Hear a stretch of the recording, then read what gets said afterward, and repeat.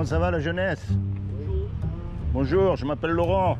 Monsieur Laurent. Je suis un youtubeur, on appelle. Je passe un peu, je parle avec les gens, je fais un petit reportage.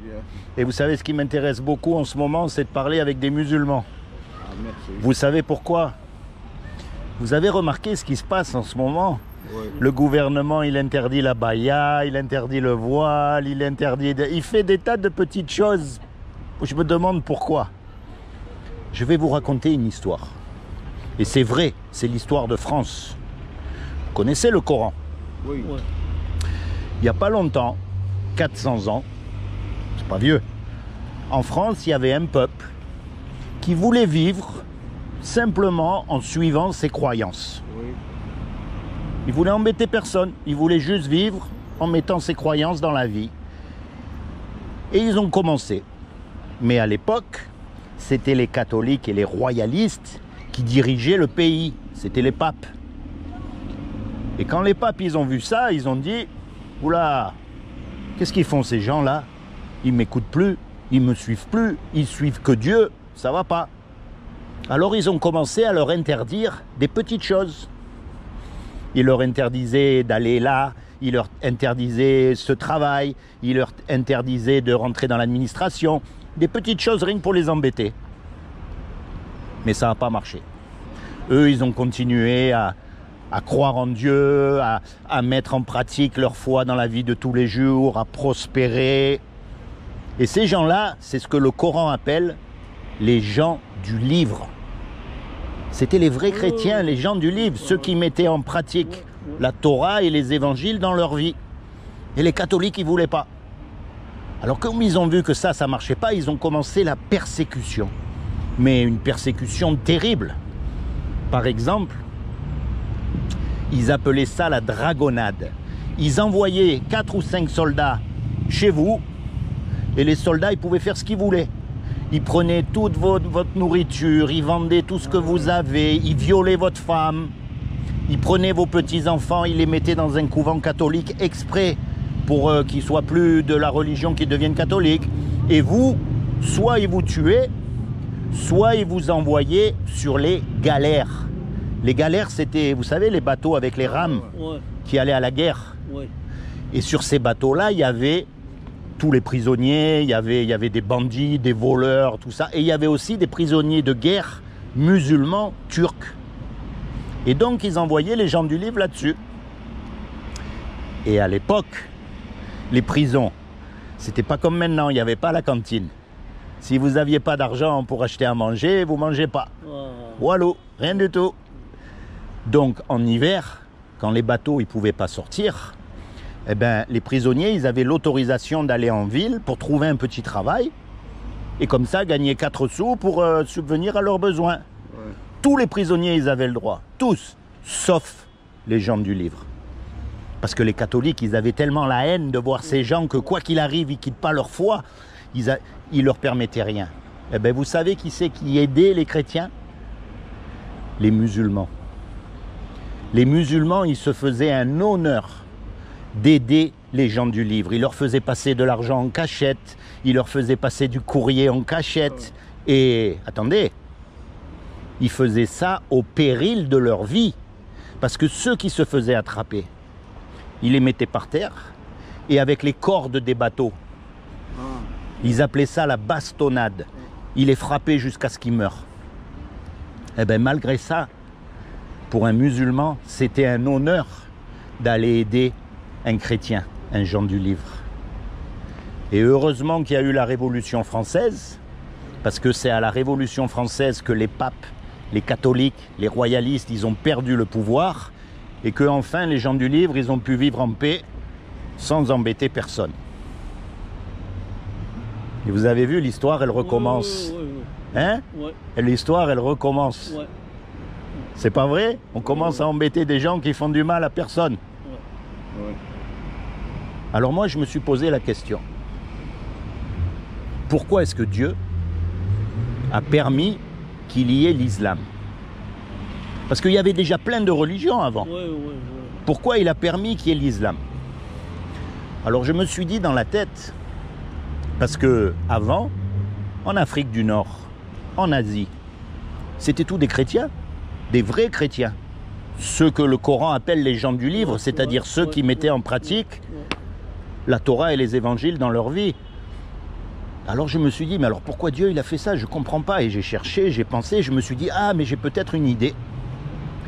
Comme à l'époque il y avait les catholiques qui devenaient de plus en plus puissants, qui commençaient à partir dans tous les pays du monde, eh bien il a élevé une religion pour contrer les catholiques, pour les empêcher d'aller plus loin. Et en même temps, pour protéger les chrétiens qu'il y avait à l'époque en Afrique du Nord et en Asie. Parce que dans votre sang, là, dans votre famille, vous avez un arrière-grand-père qui était chrétien. C'était comme ça. Vous voyez? Et pourquoi je dis ça? Parce que dans la Bible, il est écrit qu'à une époque, il y avait le roi David, le roi juif David. Et au début, le roi Saül, il voulait le tuer. Et lui, il est allé se cacher chez les Philistins. Et les Philistins, c'était une autre religion, encore pire, où ils faisaient des sacrifices, où ils avaient plein de dieux. Et pourtant, Dieu, il a pris le roi David et il l'a caché dedans. Issa, quand il est né, le roi, il voulait le tuer. Myriam et Joseph, ils sont partis en Égypte pour se cacher. Pourtant, l'Égypte, c'était pas musulman à l'époque. Et eux aussi, ils avaient beaucoup de dieux, beaucoup de choses. Mais pourtant, Dieu, il a utilisé l'Égypte pour cacher Issa. Vous voyez? Voyez le monde, hein, comment c'est qu'il faut réfléchir. Alors moi, c'est pour ça, j'aime m'adresser, mais à des vrais musulmans. Parce que le vrai musulman, c'est un homme qui est soumis à Dieu. C'est pas quelqu'un qui vend de la drogue, c'est pas quelqu'un qui tue des innocents, c'est pas Al-Qaïda, toutes ces choses. Tout ça, c'est pas des musulmans, on est d'accord? Non, un musulman, c'est quelqu'un qui est soumis à Dieu. Et Dieu, il dit clairement, dans le Coran, qu'un musulman, il doit écouter les gens du livre. C'est écrit, hein. Je peux vous montrer. Hein.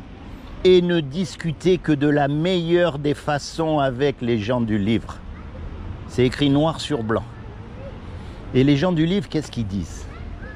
Les gens du livre, ils disent qu'un jour, on va mourir.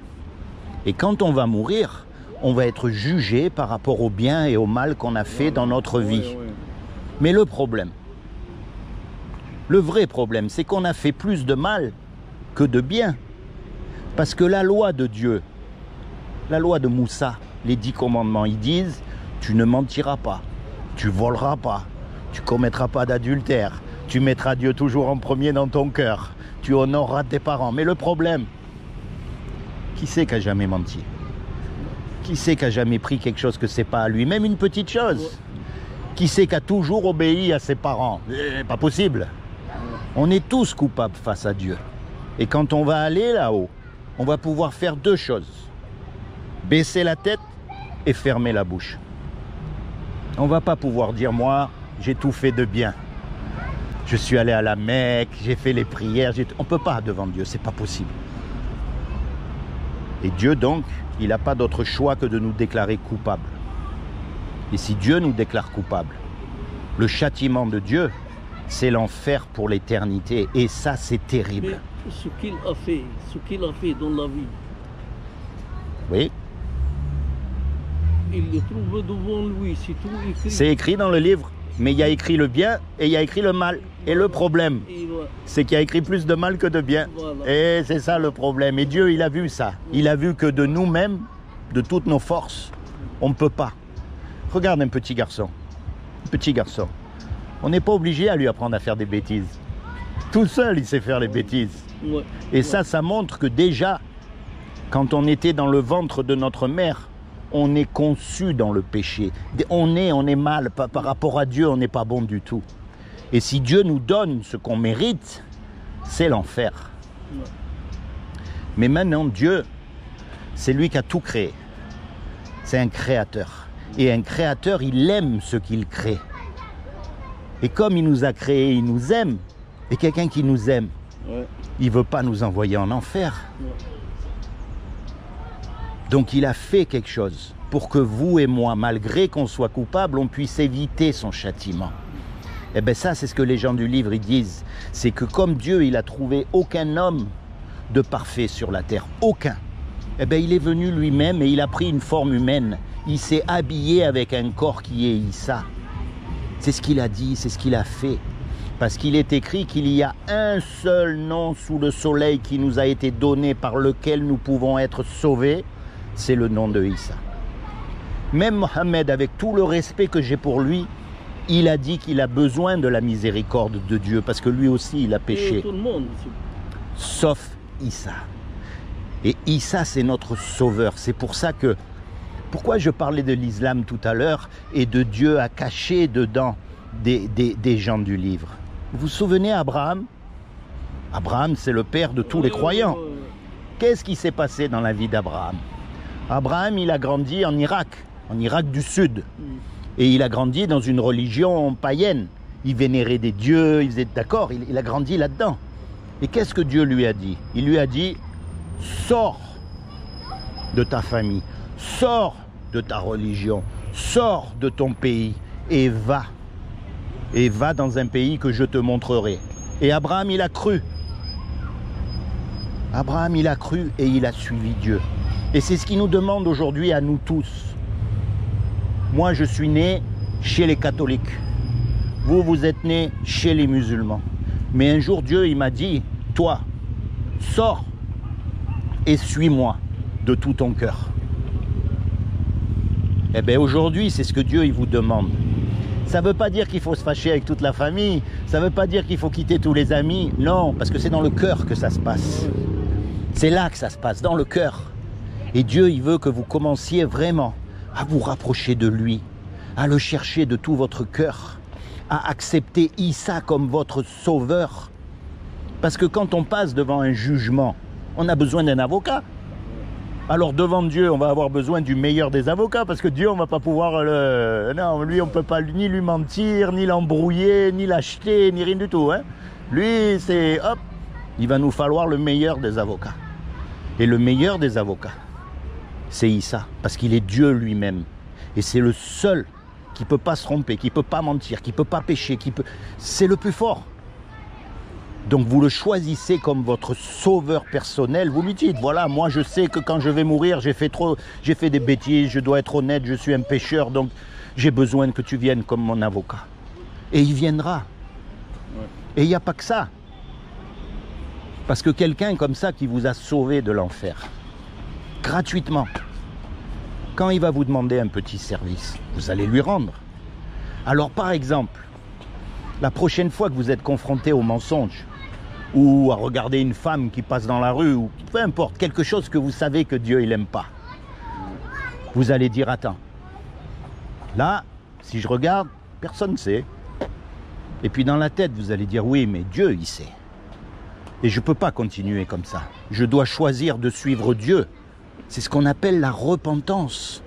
C'est-à-dire qu'on commence vraiment à faire ce que Dieu aime et à rejeter de toutes nos forces ce que Dieu n'aime pas. Par conscience envers Dieu.